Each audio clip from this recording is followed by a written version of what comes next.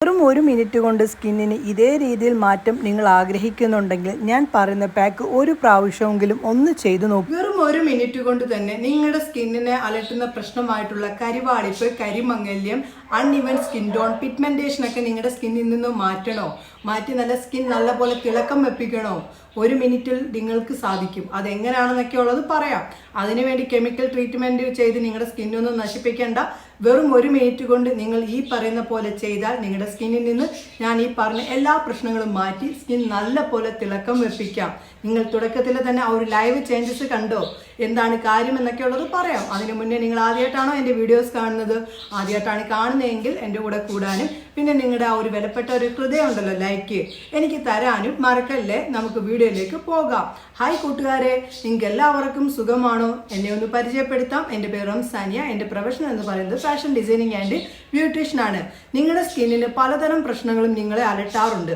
അതെല്ലാം മാറ്റാൻ ഇന്ന് വിപണിയിൽ കിട്ടുന്ന കാര്യങ്ങളുടെയും പുറകിൽ പോയി നിങ്ങളുടെ സ്കിന്ന് നശിപ്പിക്കാതെ നാച്ചുറൽ ആയിട്ടുള്ള ഈ ഒരു കാര്യം ചെയ്ത് വെറും 1 മിനിറ്റ് കൊണ്ട് തന്നെ നിങ്ങളുടെ സ്കിന്നിൽ നിന്ന് അതെല്ലാം തുടച്ചു മാറ്റി സ്കിൻ നല്ല പോലെ നിറം വെപ്പിക്കാൻ സാധിക്കും. എന്താണ് സംഭവം എന്നൊക്കെ ഉള്ളത് പറയാം. അത് ചെയ്തിട്ടുള്ള ആ ഒരു ലൈവ് ചേഞ്ചസും കാണാം.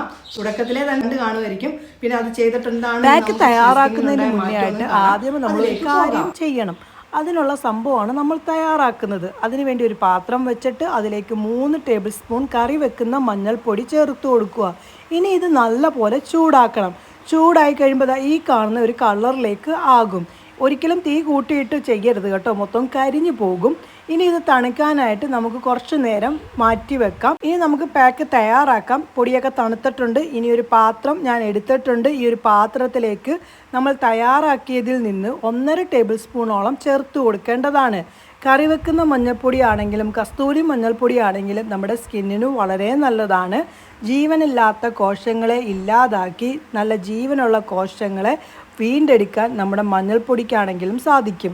സ്കിന്നിന് എന്തെങ്കിലും ഫംഗസ് ഇൻഫെക്ഷൻ ഒക്കെ ഉണ്ടെങ്കിൽ അത് പൂർണ്ണമായി മാറ്റാനും കരിവാളിപ്പ് മാറ്റാനും കരിമങ്ങല്യം ഇല്ലാതാക്കാനുമൊക്കെ നമ്മുടെ മഞ്ഞൾപ്പൊടിയിൽ നിന്ന് സാധിക്കും.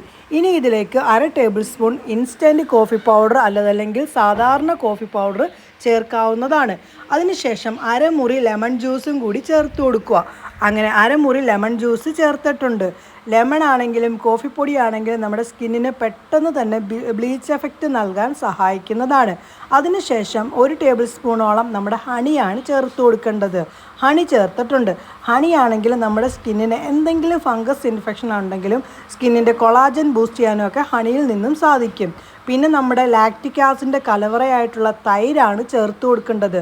നമ്മുടെ സ്കിന്നിൻ്റെ ജീവനില്ലാത്ത കോശങ്ങളെ പൂർണ്ണമായിട്ടും പുറന്തള്ളി നല്ല ജീവനുള്ള കോശങ്ങളെ വീണ്ടെടുക്കാൻ നമ്മുടെ തൈരിൽ നിന്നും സാധിക്കും. നല്ല പോലെ മിക്സ് ആക്കേണ്ടതാണ്. ഈ വരുന്ന നമ്മളിപ്പോൾ ഈ ഉപയോഗിച്ച പാക്കിൻ്റെ ബാക്കി ഉണ്ടെങ്കിൽ നിങ്ങൾ ഫ്രിഡ്ജിൽ സ്റ്റോർ ചെയ്തിട്ട് പിന്നീടും നിങ്ങൾക്ക് ഉപയോഗിക്കാം. ഈ ഒരു പാക്ക് ഡെയിലി ഉപയോഗിക്കുകയാണെങ്കിൽ സ്കിന്നിന് വളരെ നല്ലതാണ്.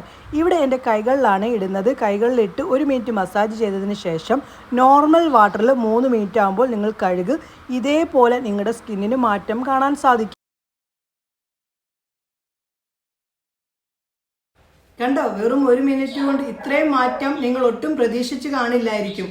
ഉറപ്പായും കൂട്ടുകാരെ ഒന്ന് ചെയ്തു നോക്ക്. നിങ്ങളുടെ സ്കിൻ നല്ല പോലെ മാറ്റം നേടാൻ വേറെ ഒന്നും തന്നെ വേണ്ട. ഈ പറഞ്ഞ കാര്യം ചെയ്താൽ മതി.